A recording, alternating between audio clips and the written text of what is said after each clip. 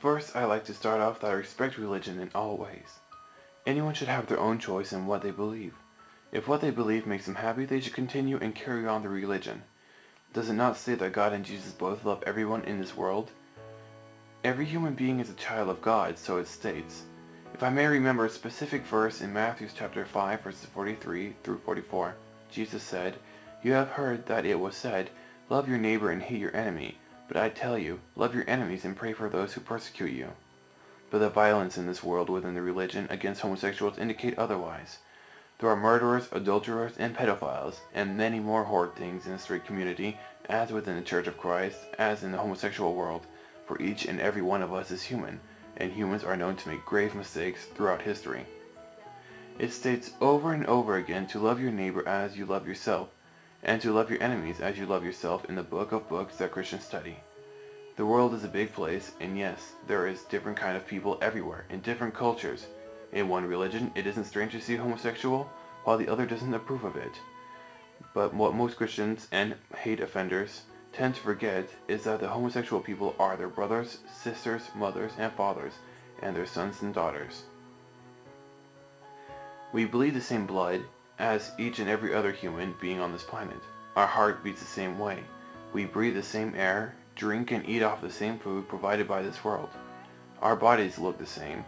We hear, see, taste, feel, and feel the same senses as any other.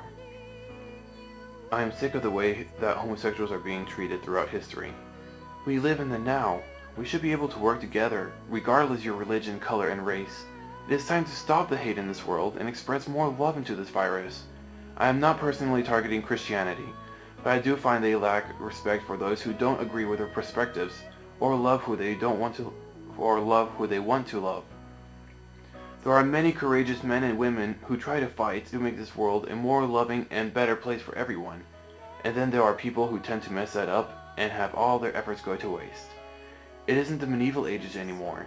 We shouldn't focus on what your personal view on right and wrong is anymore. It is time to listen and help each other out. How can one type of love be right while the other is wrong?